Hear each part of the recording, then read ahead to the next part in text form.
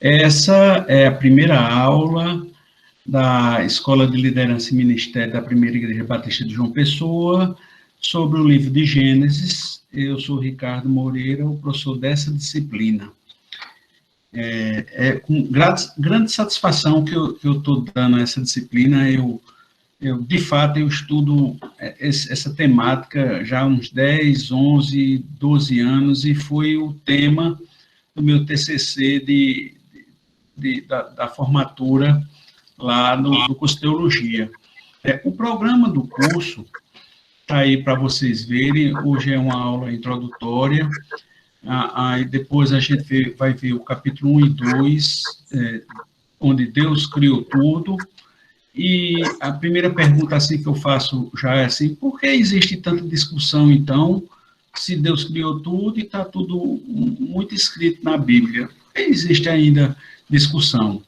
Depois, o capítulo 3 a 5, então a gente vai estudar a queda por causa do pecado. Aí a pergunta básica é assim: que pecado? Né? E por que essa palavra não surte mais efeito no século XXI? Né? O século da pós-modernidade, onde Bauman diz que tudo se desmancha no ar. Por que não tem mais pecado? As pessoas desprezam. Né? Depois a gente vai do capítulo 6 a 9, aonde tem a história de Noé e do dilúvio, né? E aí a gente vai ter que entender se há evidências que houve tanta água aqui no planeta Terra que cobriu a Terra toda, porque alguns cientistas dizem assim: não, é impossível, e para onde foi toda a água do dilúvio? Né? Então a gente vai estudar do ponto de vista teológico e também do ponto de vista da ciência. Cadê? Da onde surgiu essa água? Por que essa água cobriu tudo, né? Depois, o capítulo 10 e 11, o que aconteceu no pós-dilúvio e a história da Torre de Babel. O que foi aquilo, que representou teologicamente aquilo. Depois a gente vai para o capítulo 12, que aí Deus escolhe, comissiona Abraão e começa a colocar o plano de redenção do ser humano em prática com Abraão. Só isso, minha gente, é muito isso, viu? É muita coisa, e vocês vão perceber que é muita coisa que tem para ver até o capítulo 12 de Gênesis. Né? Vamos ler o trecho principal da criação, segundo a Bíblia Almeida Corrigida e Fiel, que diz assim: no princípio criou Deus o céu e a terra era sem forma e vazia, e havia trevas sobre a face do abismo, e o Espírito de Deus se movia sobre a face das águas. E disse Deus: haja luz, e houve luz. Né? E quando foi que Deus disse isso? No princípio criou Deus os céus e a terra. Quando foi isso? Né? A ciência diz que foi há 13,7 bilhões de anos atrás. E alguns estudiosos da Bíblia também, alguns que se baseiam na teoria da Terra antiga, também concordam com essa data. Que Deus disse isso, que Deus criou os céus e a Terra, o céu e a Terra, há 13,5 bilhões de anos atrás. Mas existem também outros estudiosos, como Adalto Lourenço, mesmo, que já veio aqui na nossa igreja, que são adeptos da Terra Jovem, que consideram que esse enunciado que a Bíblia diz, isso que Deus criou tudo, só foi mais ou menos há 10 mil anos atrás. Né? E quem é que está certo? Eu não sei. Depois que vocês morrerem, que forem para o céu, vocês perguntam a Jesus se a Terra tem 13,7 bilhões de anos ou se tem 10 mil anos. Mas eu quero dizer que isso não vai mudar a sua fé em nada. Né? E sua vida não vai alterar em nada, porque, afinal de contas, você vai viver 70 anos, 80, 90, 100, no máximo 120 anos. Não chega nem a 1000 anos. Então, se você está brigando com 10 mil anos ou com 13 bilhões de anos, isso não importa para a sua fé. Crê em Jesus, seguindo. E no segundo dia da criação, o que foi que aconteceu? E disse Deus, haja uma expansão no meio das águas, e haja separação entre águas e águas. E fez Deus a expansão, e fez separação entre as águas que estavam debaixo da expansão e águas que estavam sobre a expansão. E assim foi. Oxe, negócio de baixo em cima, de baixo em cima. Que coisa! Né? E no terceiro dia, e disse Deus, ajuntem-se as águas debaixo do céu num lugar, e apareça a porção seca, terra. E assim foi. E chamou Deus a porção seca, terra. E o ajuntamento das águas chamou mares. E disse Deus, produz a terra erva verde, floresta, erva que dê semente, árvore frutífera, e viu Deus que era bom. E no quarto dia, Deus disse assim, haja luminares na expansão dos céus, para haver separação entre o dia e a noite, e sejam eles para sinais e para os tempos determinados e para os dias e anos. Eita, aí é que ficou difícil, porque não havia sol e já havia, Deus no dia anterior já criou os vegetais. Se a gente hoje estuda a fotossíntese, como é que os vegetais, sem a luz solar, que só foi criada no quarto dia, isso aconteceu? Eita! Né? E no quinto dia, e disse Deus, produzam as águas abundantemente, répteis, e voem as aves. Eita, criou répteis e aves. E Deus criou grandes baleias e todo grande réptil, os dinossauros, Deus criou no quinto dia, né? E no sexto dia, eu coloquei aí, tirei da Almeida e coloquei até em hebraico mesmo, né? Foi dito assim, e disse Deus, façamos Adão,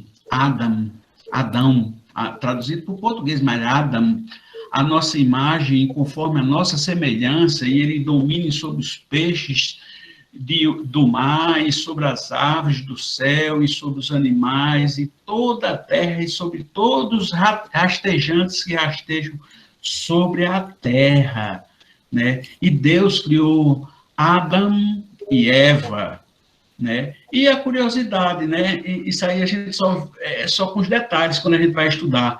Eva, o nome Eva, só aparece lá no capítulo 3, quando Adão, o marido, chama a mulher de Eva, né? Está aqui, né?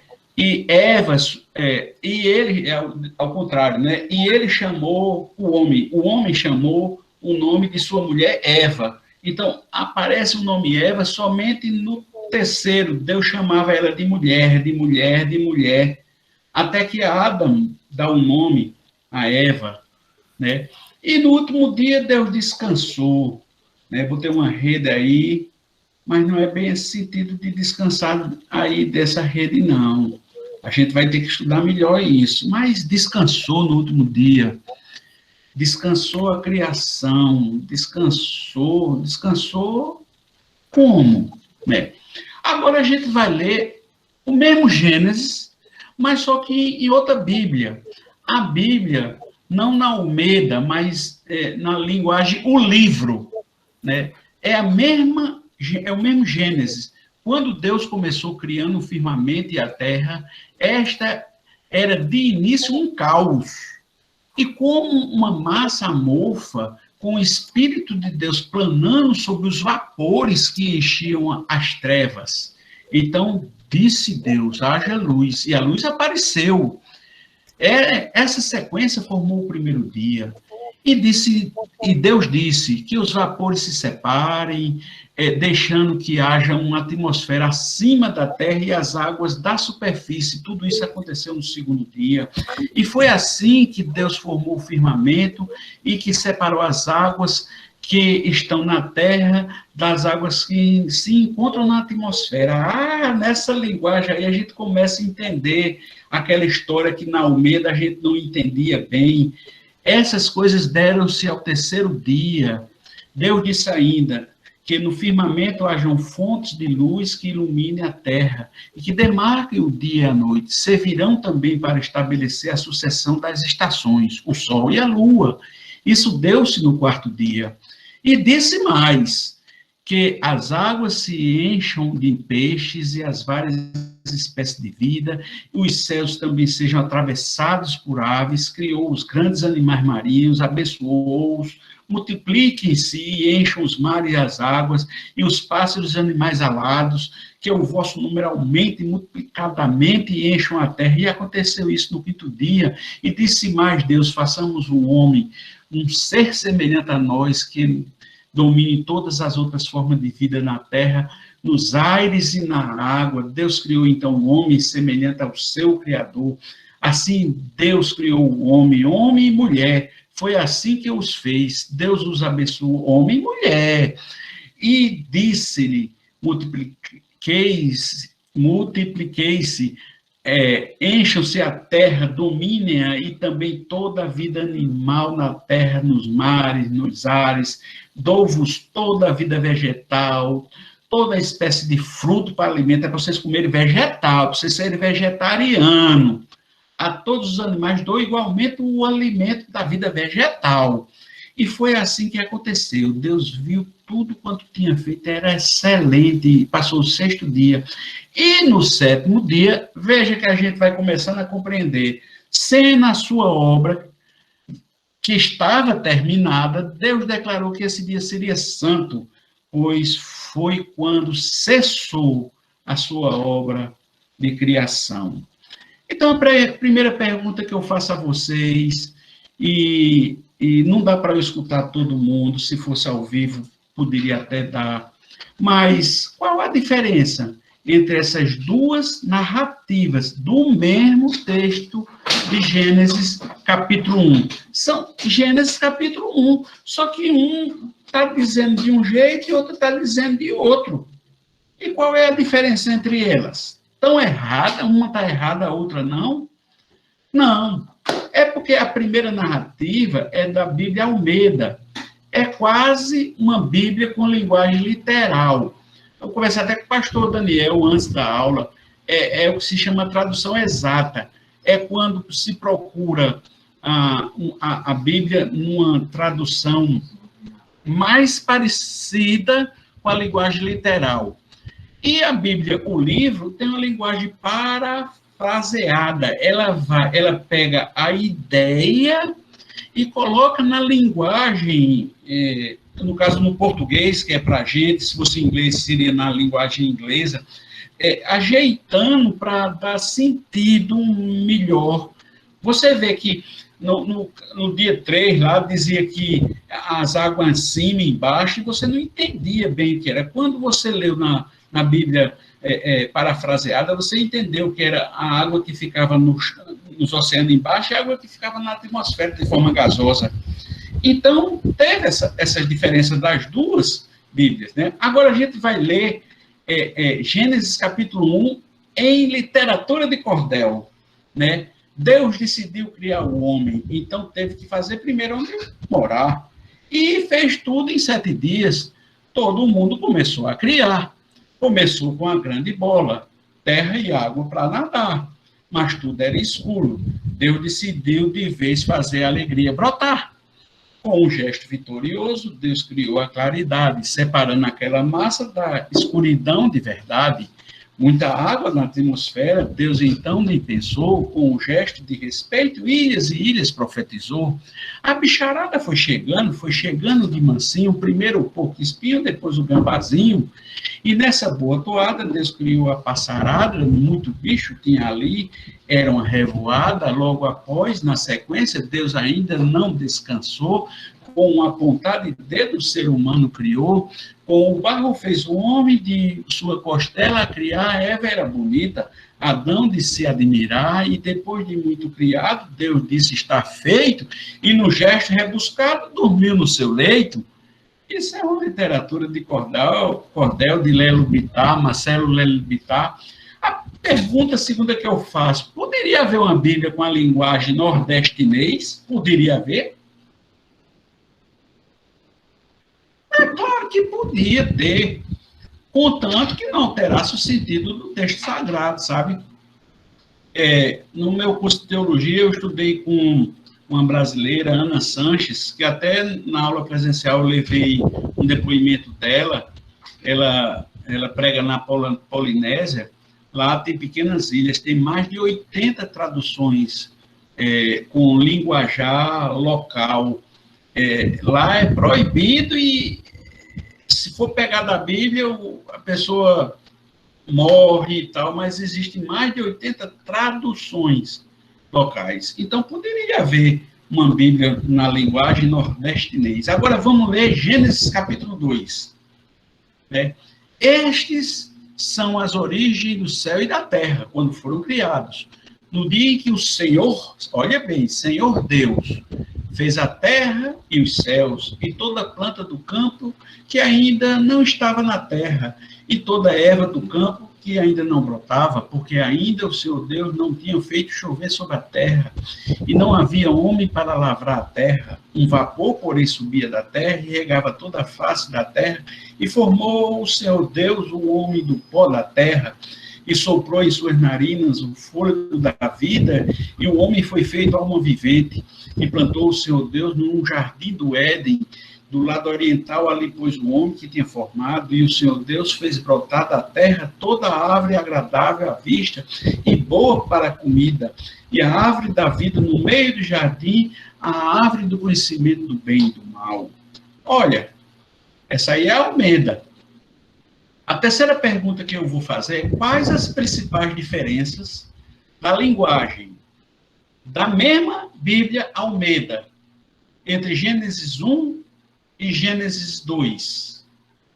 Ah, vocês pensaram que iam estudar Gênesis assim? Não, o Senhor fez tudo, está tudo bem, a gente acredita nisso, e era, não, isso aqui é uma turma de escola bíblica, a gente tem que estudar para ter argumento, né? Existe uma obra de acho que é alemão, ou é austríaco, né?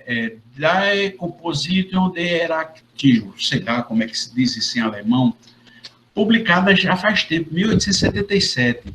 Ele explica que existem 4 fontes de composição do Pentateuco, os livros que Moisés escreveu, denominadas uma parte dos livros, alguém javinista, que escreveu, né, 950 a.C., na época de Salomão. Existe outro trecho que foi elonista, o pessoal que fala de Elohim, composto 800 a.C., no norte de Israel. Tem outro trecho que foi deuteronomista, que foi um pessoal que profetizava no rei Josias, né, no século 7 a.C. E existe um trecho do Pentateuco que é considerado uma escrita sacerdotal, que foi escrito ainda no final do exílio babilônico, por volta de 550 a.C., se eu não me engano, da época de Neemias. Aí você vai dizer assim: oxe, Ricardo, você mesmo disse agora que foi Moisés que escreveu. Como é que esse povo está dizendo que existem 4 tipos de escritores nos 5 livros? Pois é. Gênesis 1 e Gênesis 2 tem essa diferença. Existe toda uma linguagem javinista e toda uma linguagem sacerdotal de diferença entre Gênesis 1 e Gênesis 2. Parece que, até que, não foi Moisés que escreveu, porque os termos hebraicos são diferentes, a composição, por isso que teve uma hora que eu disse assim, olha, Senhor Deus, porque esse termo Senhor Deus não é visto em Gênesis 1, lá era só Deus, e o Gênesis 2 acrescenta a palavra Senhor Deus, né? Então, assim, como é isso? como é isso? Agora eu quero ler Juízes, não tem nada a ver com Pentateuco, né? E foram uma vez as árvores a ungir para si um rei, e será a oliveira. Reina tu sobre nós? Porém, a oliveira lhe disse: deixaria eu a minha cultura, que Deus e os homens em mim prezam, e iria prairar sobre as árvores? Então disseram as árvores à figueira, saíram da oliveira e foram para a figueira: vem tu e reina sobre nós. Porém, a figueira lhe disse: deixaria eu minha doçura, o meu bom fruto, e iria pairar sobre as árvores? Então disseram a árvore à videira: aí, vem tu, reina sobre nós. Aí ela disse: deixaria eu o meu mosto, que alegra a Deus e aos homens, ia parar sobre as árvores? Então todas as árvores disseram ao espinheiro, que tem espinho: vem tu e reina sobre nós. E disse o espinho às árvores: se na verdade me ungis por reis sobre vós, vinde e confiai-vos debaixo de minha sombra. Mas se não, saia fogo do espinheiro que consome os cedros do Líbano. Ixi, quem entendeu esse negócio aí? Né? A quarta pergunta que eu falo: e a árvore fala? Mas ela falou lá em Juízes, no livro de Juízes. Aí a pergunta que não quer calar: e serpente fala? Mas ela falou em Gênesis. Ou seja, a pergunta básica é essa: é possível que a linguagem de Gênesis tenha sido uma linguagem figurada? O texto de Juízes é uma figura de linguagem, é isso mesmo. Mas sobre Gênesis não há unanimidade. Não há. Há muito teólogo que diz que é figura de linguagem, e a maioria diz que não é uma figura de linguagem, que a serpente falou mesmo, que era Satanás travestido de serpente. Mas vamos para frente, vamos para frente. Quinta pergunta: e essa história da gente ter vindo de uma evolução, da gente ter saído lá de um descendente do chimpanzé e ter evoluído para o ser humano? Isso é ciência. Mas é possível aceitar as duas correntes, é o que se chama de evoteísmo. É possível aceitar essas duas correntes? Bom, a Bíblia diz, através de Daniel, diz assim: encerra essas palavras, encerra esse livro até o fim dos tempos. Muitos correrão de uma parte para outra, e a ciência se multiplicará. Isso diz para mim que eu não posso desprezar de maneira nenhuma 100% a ciência. Mas eu quero dizer a vocês que a Bíblia não é um livro científico. A Bíblia é um livro de fé. E a Bíblia é quem eu creio. Se a Bíblia estiver diferente da ciência, então é porque a ciência está errada. Até porque quem já fez mestrado ou doutorado sabe, já leu Karl Popper. Karl Popper é uma pessoa que lê sobre ciência, e ele diz que a teologia, o master da ciência é que ela é falseável, ou seja, ela é verdadeira até surgir uma teoria que melhor explica o evento que ela está explicando. Então, a ciência dizia antigamente que a Terra era retangular, e hoje a gente sabe que ela é redonda. Hoje a ciência diz que a gente veio dos macacos. Agora, é possível o evoteísmo acontecer, ou seja, a junção da evolução com o teísmo? A gente vai ver isso, né? Agora, a Bíblia diz, olha como a Bíblia é inteligente. A Bíblia é a palavra de Deus, minha gente. Olha como ela diz: porventura, a Deus se ensinaria ciência? Você vai ensinar ciência a Deus, é? A ele que julga os excelsos, os inteligentes, os sabidos. É ele que julga eu e julga vocês. Sou eu ou vocês que... Ou Maturana, ou outro cientista que vai dizer a Deus como é que foi que ele criou as coisas? Não. Bom, agora a gente vai ler os escritos da Mesopotâmia, de Ugarit, da Babilônia, de Canaã, sobre a criação do mundo e do homem, da queda e do dilúvio, datada antes do Antigo Testamento ser escrito. O que é isso? O que é isso? Eu não sei se a maioria daqui sabia que lá em Canaã, o Ugarite é a terra de... O Ugarite é a terra lá do pai de Abraão, lá em cima. A Babilônia fica um pouquinho à direita de Ugarite, é a cidade, um pouquinho à direita.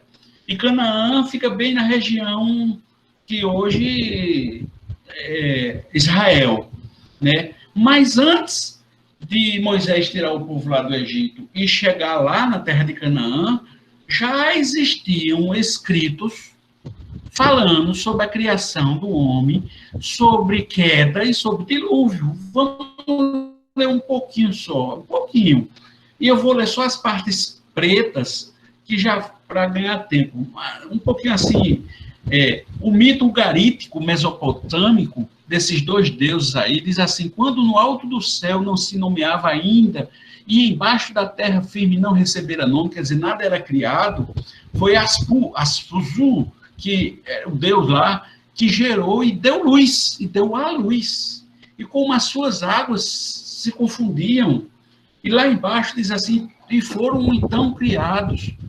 E ele construiu estações para os grandes deuses e determinou o ano para designar a zona, foi ele que levantou 3 constelações para cada um dos 12 meses. Eita, ele que... o Ugarite, ele mostra que o Deus dele criou lá em cima luminares para determinar, né?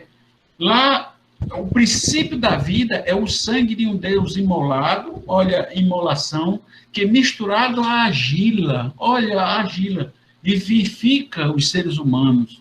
E mais na frente diz, pesado é o trabalho do ser humano. Ao homem foi pesado o trabalho. E a mulher, né, na nossa Bíblia, diz que foi da dores de parir, e que a matriz vem a parir e ela modele, quer dizer, essas coisas estavam escritas lá em Ugarite, né? A epopeia de Gilgamesh, que é lá da Mesopotâmia, que é um pouquinho mais ali embaixo de Ugarite, ou quase a mesma coisa lá, disse que o Deus dele diz assim que tinha uma coisa secreta, que era um segredo dos deuses, mas tinha uma planta, e essa planta era como uma rosa, e nessa planta encontrava-se a vida, né? E que uma serpente sentiu o odor da planta e saiu da água e roubou a planta. E aí ele, o deus Gilgamesh, sentou e chorou. Rapaz, é alguma coisa parecida com a nossa Bíblia. Então, tanto na religião mesopotâmica quanto na religião cananeia, a união entre os arquétipos, quer dizer, de mulher, árvore e serpente, expressa um desejo dos seres humanos se unirem aos deuses. Isso já estava escrito lá. Então, a sexta pergunta que eu faço: será que a Bíblia é uma cópia das lendas desse povo politeísta que vivia próximo a Israel na época de Moisés? Será que Moisés copiou parte dessas lendas? Será que foi isso, minha gente? Meu Deus, uma pessoa já usou isso contra mim. Pai, tua Bíblia foi copiada. Eu já tive esse tipo de contestação, né? Possivelmente, talvez, Moisés tenha usado a linguagem deles para apresentar o nosso Deus único. É o que a gente chama, em antropologia da religião, é um processo de culturação, que Deus permite você se acultura, você entra na cultura deles, usa alguns elementos sem desnortear a mensagem de Deus e usa alguns elementos para apresentar verdadeiro Deus único. Talvez tenha acontecido isso. Talvez exista outra teoria. Não, que Satanás, ele escutou essas coisas. Ele estava lá na queda. Existe uma passagem na Bíblia que os anjos viam e contemplavam a criação. Então, os anjos viram, Satanás viu toda a criação. Então, antes de Moisés escrever, Satanás soprou no ouvido de várias religiões politeístas para tentar ter isso implantado. Pode ter sido também, mas isso existe, né? Meu Deus, assim, eu nunca pensei que eu mesmo, Ricardo, ia levar tantas dúvidas para vocês, mas eu tenho a certeza de levar essas dúvidas para vocês, para poder vocês verem que não é brincadeira. Para vocês entenderem que estudar Gênesis não é assim, Deus fez o céu e a terra e tudo que nele há, pronto, acabou. Isso não é bem assim. Isso é crença, e eu acredito nisso. Mas a gente que tem que estudar a Bíblia, a gente tem que estudar como foi, por que foi, e ter argumento para defender a Bíblia, a apologética. Eu tenho que defender a Bíblia, né? Agora, antes da gente continuar, a gente vai ter que se lembrar, qual é a idade de Deus? Ele é eterno, não tem início nem tem fim, portanto, ele não tem idade. Está lá Isaías 43. Antes que houvesse dia, eu sou, e ninguém há quem possa fazer escapar das minhas mãos, agindo eu, quem impedirá? Antes que houvesse um dia, ele já existia, né? Quem é esse Deus nosso Criador, né? É a Trindade, é Deus Pai, Jesus e o Espírito Santo. A gente acabou de ver o livro de João, né? O início do livro de João, o princípio era o verbo era Deus, o verbo estava com Deus, o Jesus estava lá no começo. A palavra hebraica de Gênesis 1:1 é deuses, mas é Deus, veja como é. E Deus, Elohim, e os deuses criou o céu e a terra. Os deuses criou no aparente erro de conjugação. Os deuses criou o céu e a terra. Por quê? Os deuses aqui é o Deus único, o Pai, Jesus e o Espírito Santo, que criou o céu e a terra, né? E Deus é poderoso? É nada. Ele não é só poderoso, ele é o todo-poderoso. Isaac, abençoando Jacó, disse: Deus Todo-Poderoso te abençoe e te faça frutificar, te multiplique para que haja uma multidão de povos, né? Deus perguntou a Adão e Eva se eles queriam ser criados. Deus perguntou a mim e a você se você queria nascer, se eu queria nascer. Não, perguntou não. Ele simplesmente criou Adão e Eva e permitiu que nossos pais tivessem relação e a gente fosse escolhido para nascer, né? Porque ele faz o que apraz, o que ele tem vontade, porque ele não depende de ninguém. Como está escrito, amei Jacó e odiei Esaú, e que diremos, pô, e daí?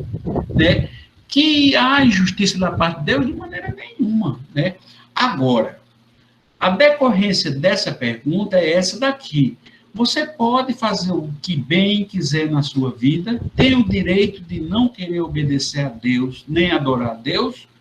Tem. Tem.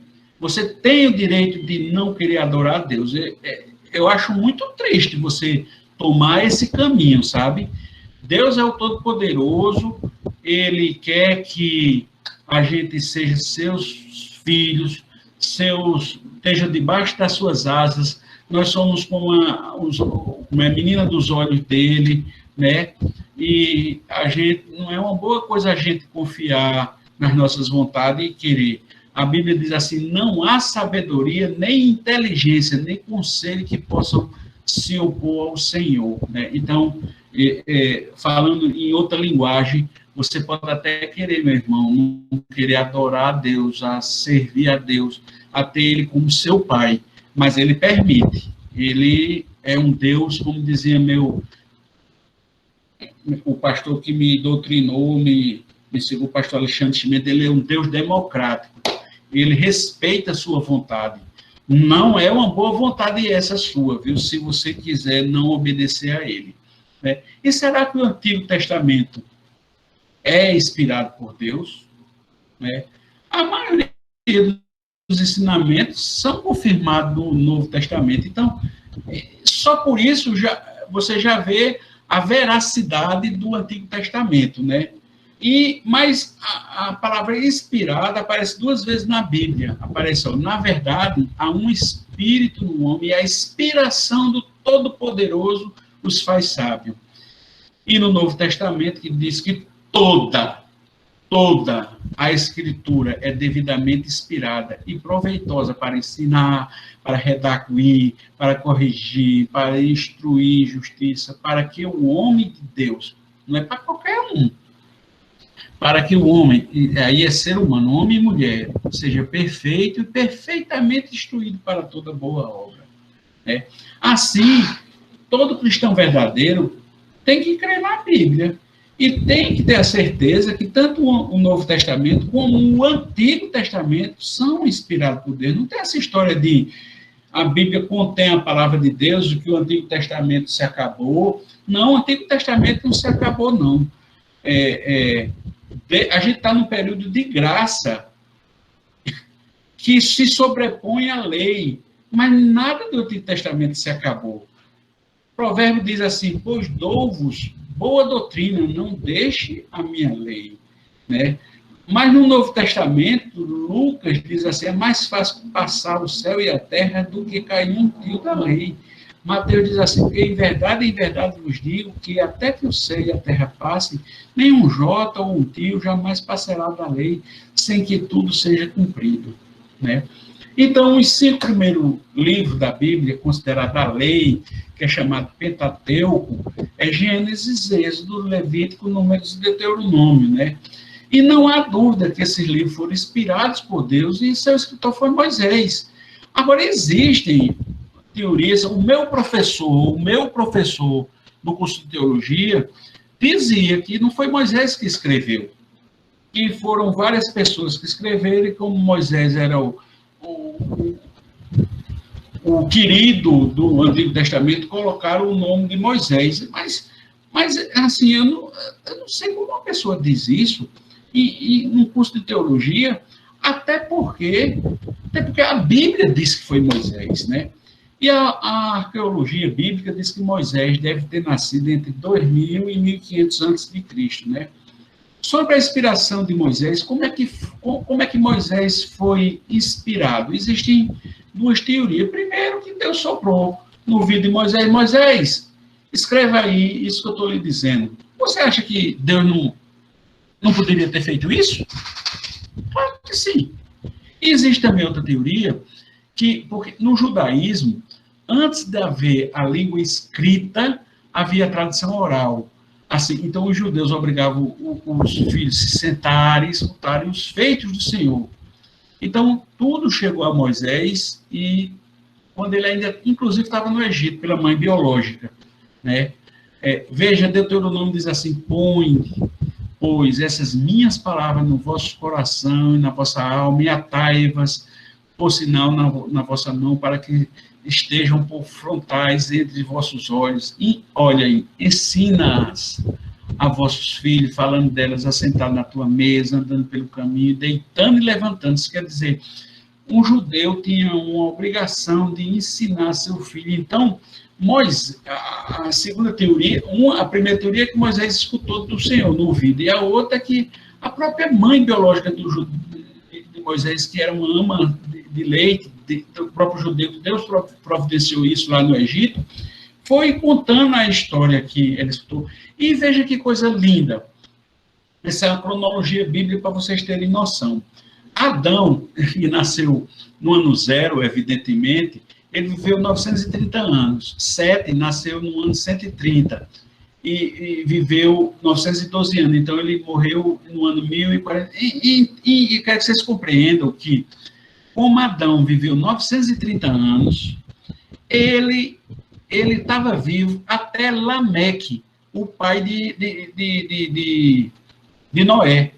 Quer dizer, Noé teve a oportunidade de conversar com Sete, com Enos, não conversou com Adão. E tu imagina, esse povo tudinho, os velhos, 9 gerações, tudo, e os primos, e os tios, tudo contando. Olha, Adão, rapaz, dizendo assim: olha, o Senhor fez assim, olha, o Senhor passeava, olha, lá lá no Éden era desse jeito. Rapaz, eu pisei na bola. Eu e tua mãe comemos a danada da maçã, que não foi maçã, foi uma enrolada da serpente. Tu imagina que coisa linda. Então, essa tradição acontecia. Acontecia essa tradição, né? E um passava para o outro. Então, chegou, minha gente, essa conversa chegou até Moisés, né? Então, essa é uma das teorias, e a outra é que escutou, né? Isso, agora, para vocês verem que isso é possível, eu quero saber da sua, a minha e a sua inspiração. Veja, a pergunta, por que você prega a palavra de Deus? Você foi inspirado? Foi? Nós temos 100 pessoas aqui. Vocês pregam a palavra de Deus? Você foi inspirado por quem? Né? Você foi inspirado, quem lhe inspirou? Aí você vai responder a mim, foi o Espírito Santo, Ricardo. Tá certo. Claro, sem o Espírito Santo, é impossível você pregar a palavra de Deus. É impossível você acreditar, é impossível você virar filho de Deus, é impossível, né? É impossível. Mas pronto, então o Espírito Santo lhe inspirou. E agora que o Espírito Santo lhe inspirou e você virou um homem e mulher de Deus, você prega a palavra de Deus por quê? O Espírito Santo ainda está batendo no seu ouvido, contando a história? Não, está não. Sabe como ele lhe inspirou? Alguém pegou a Bíblia Sagrada que está escrito e leu para você. E o Espírito Santo abriu o seu entendimento e você entendeu. E você hoje em dia prega para os outros porque você tem a Bíblia escrita. Então, a sua inspiração é porque existe alguma coisa escrita. Vocês estão entendendo que a forma de Deus inspirar alguém pode ser no juízo de alguém, pode ser, como acho que foi Moisés, a mãe contando como foram os feitos, e pode ser você lendo a Bíblia. De qualquer forma, a inspiração, não importa a forma, importa que o Espírito Santo inspirou. Então, Moisés, como não tinha nada escrito, foi Moisés o primeiro escritor, então, ou Deus falou, ou a mãe dele contou, não importa, ele foi inspirado por Deus. E você é inspirado hoje para pregar a palavra de Deus, porque você leu a Bíblia, você lê a Bíblia, você estuda a Bíblia. Né? E voltando, a própria Bíblia diz que foi Moisés. Os Deuteronômio e Êxodo, quem escreveu foi o próprio Moisés. Mas diz assim, aí aconteceu que acabando Moisés de escrever num livro todas as palavras dessa lei, deu ordem aos levitas, Deuteronômio. Em Êxodo diz assim, Moisés escreveu todas as palavras do Senhor e levantou-se de manhã, de madrugada, e ficou um altar. Moisés. Bom, aí você... Existe na ciência, que vocês sabem que eu sou doutor, e diz assim, não, mas, Ricardo, isso é circularidade, você não pode explicar o fato pelo próprio livro que ele escreveu. Tá certo, tudo bem. Aí tem os outros livros do Antigo Testamento. Josué diz assim, então somente esforça-te, tem bom ânimo para teres cuidado de fazer conforme toda a lei que o meu servo Moisés te ordenou. Né? Segunda Reis diz assim, que deve ter sido Samuel que escreveu, porém os filhos dos assassinos não matou, como está escrito no livro da lei de Moisés. Poxa vida, a Bíblia diz que, olha, Segunda Crônica diz assim, porque não matou os filhos dele, mas fez segundo está escrito na lei do livro de Moisés. Neemias escreveu o livro da lei de Moisés que o Senhor tinha ordenado a Israel. Neemias 13 diz assim, naquele dia leu-se no livro de Moisés. Poxa, e no Novo Testamento? Novo Testamento, Marcos diz assim, acerca dos mortos que houver de ressuscitar, não tendo lido no livro de Moisés, como Deus lhe falou na sarça, diz, no livro de Moisés, veja as palavras do próprio Jesus Cristo, diz assim, porque se vós credes em Moisés, crereis em mim, porque de mim escreveu ele, de mim escreveu Moisés. Toda aquela promessa que Moisés fez ela apontando para Jesus, e Jesus disse isso. Em João 7,19 diz assim, não vos deu Moisés a lei, e nenhum de vós observava, quando Jesus estava falando contra os fariseus, e nenhum de vós observa a lei, porque procura me matar. Rapaz, então a própria Bíblia diz, então essa história, até meu professor de teologia dizer que não foi Moisés, que foi a tradição javinista, a tradição eloísta, não sei o que, deuteronomista, rapaz, não, mas tem uma explicação para isso, né? Então, que a gente vai ter. Então, além do nosso Deus ser o que é, Moisés é uma pessoa sabida, ou não era? Era, a Bíblia diz que era preparado, ele falava egípcio, acadiano e hebraico antigo, né? A Bíblia diz assim, que Moisés foi educado em toda a sabedoria dos egípcios e veio a ser poderoso em palavras e em obras. Atos 7:22. Lucas disse isso. Então, Moisés não era bobinho, não. Ele foi capacitado por Deus, né? E o que Moisés tenta ensinar em Gênesis? Primeiro, quem somos nós como povo? Naquela época, quem era o povo de Deus? O povo hebreu. Mas hoje, assim, quem somos nós como povo? E como é que a gente chegou aqui na Terra? Ou melhor, que povo somos nós, dentre esses povos que não são de Deus? E o que é ser humano? Mostrar que existe a relação entre nós e o Criador. Deus ele é vivo, Jesus é vivo, Jesus está aqui agora nessa aula, está do lado de cada um de mim, de vocês. Ele está junto, ele interage conosco, né? O que é a vida? Por que é que existe o mal na vida? Por que existe sofrimento e morte? Então, Gênesis vai explicar. Gênesis, minha gente, de 1 a 12, é o prólogo da Bíblia inteira. É a razão da Bíblia existir. É como se Deus pegasse e dissesse assim, olhe, eu vou mostrar a vocês, porque vocês têm que ler a Bíblia todinha. Vocês vão ler agora Gênesis de 1 a 11 e vão entender tudo, né?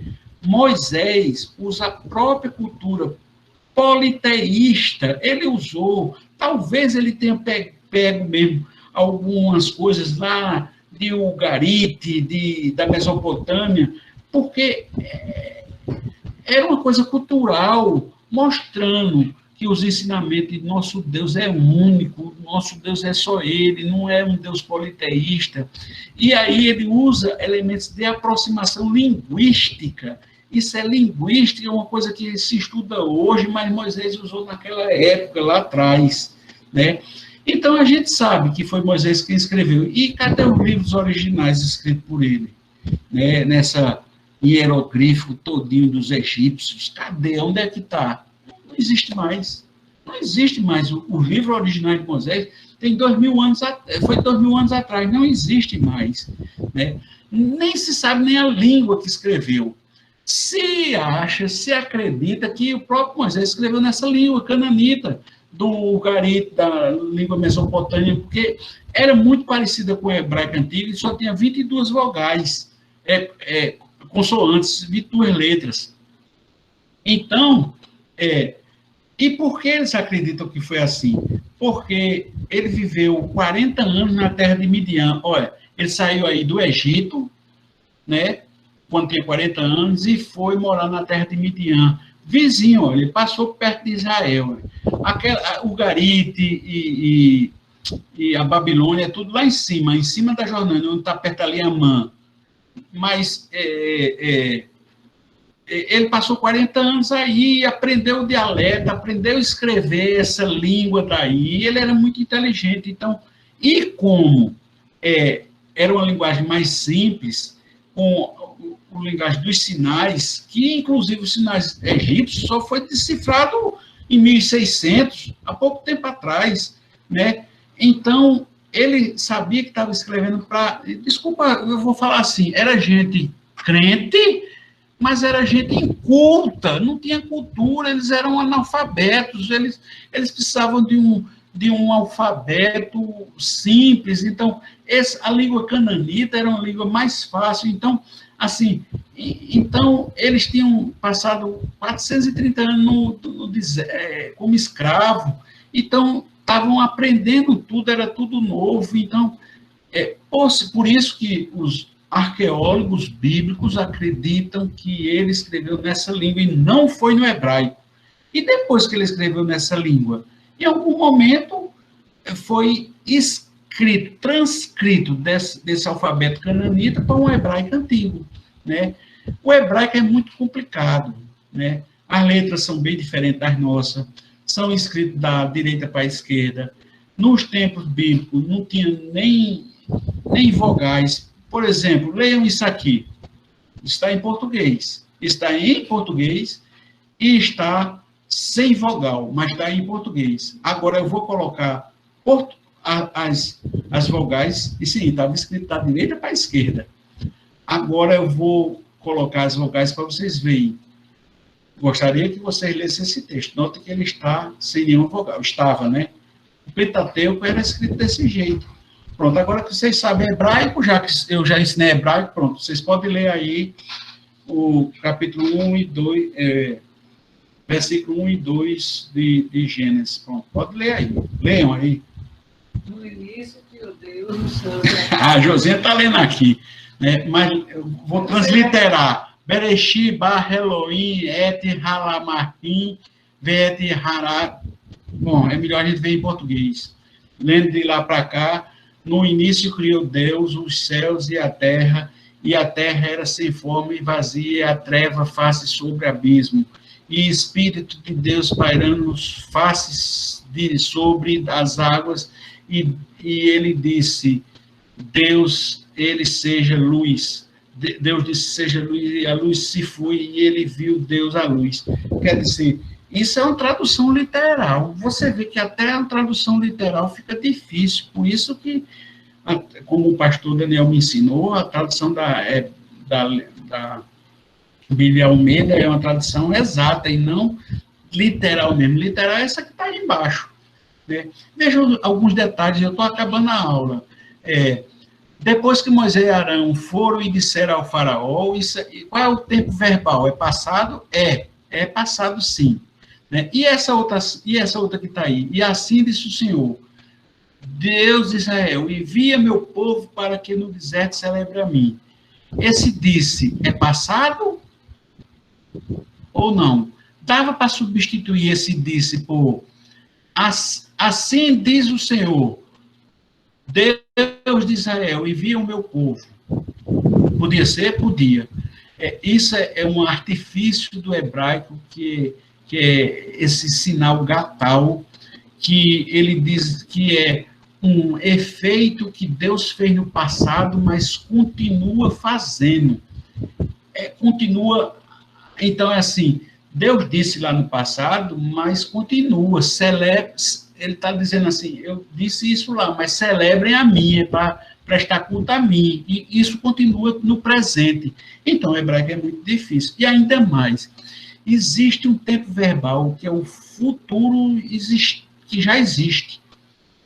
O futuro já acontecido é porque uma ordem de Deus, ele vai acontecer, e como Deus não é preso no tempo, ele já aconteceu para Deus. Então, alguns trechos do hebraico é um futuro que para mim e você é futuro, mas que já aconteceu. Então, é um futuro acontecido.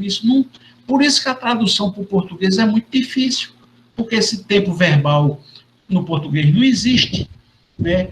Então, esse hebraico antigo é tão difícil que os próprios judeus no século IV a.C. começaram a falar o aramaico, que é uma derivação do hebraico, né? E os próprios rabinos não conseguiam ler o rolo da lei lá na sinagoga. Então, esses escribas, chamados massoretas, eles começaram a criar um sistema de pontuação para imitar as vogais. Por exemplo, esse Aleph, essa letra que parece um N ao contrário, não é um A, mas é para dar um som de A. E se ele tem um T, que é um quartes, ele dá um amudo comum, amanhecer. Então, você quando está dizendo amanhecer bem rápido, diz assim, amanhecer, quando eu vou no amanhecer, o A do amanhecer quase não aparece. E o Aleph, quando tem um patá, que é esse traço assim, é para parecer que tem um canto. Então, rapaz, é uma consoante que tem um som de uma vogal. É muito difícil, né? Então, podemos pensar e perguntar: Deus precisa da gente ou de alguma coisa? Não. Deus não precisa da gente para nada.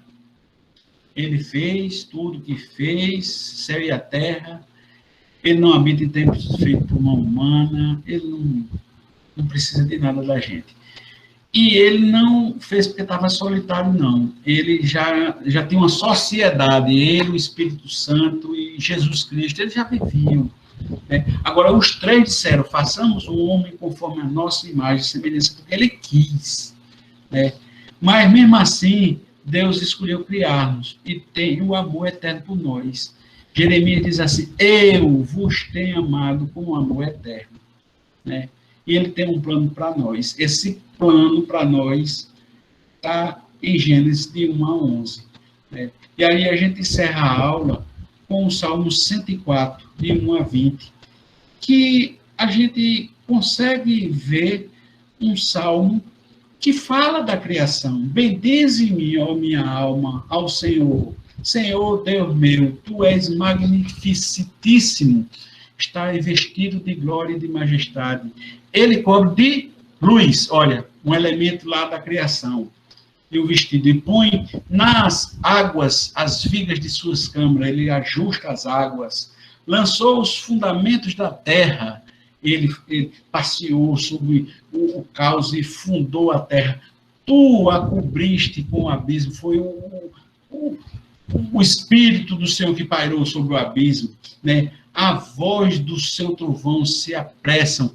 Deus disse, na hora que ele disse, se fez, a voz dele, subir aos montes, descer os vales. Isso está falando do dilúvio. Montes e vales cresceram e diminuíram.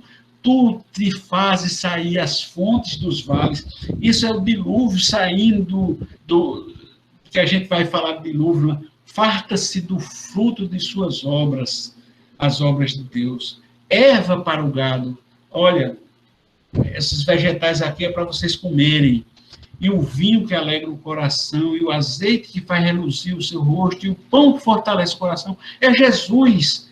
O vinho é o sangue, o azeite é o óleo do Espírito, e o pão é a carne do Senhor que se fez maldição naquela cruz por nós.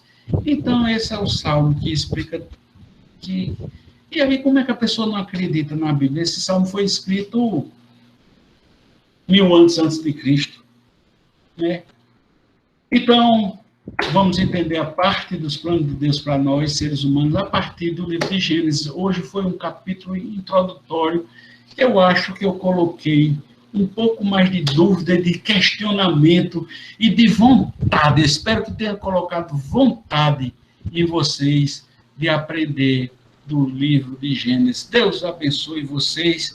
E agora eu vou encerrar a apresentação e abrir. Tem tempo ainda, Josinha, para abrir a discussão? Pode parar. Sim, são 38. Ah, que bom.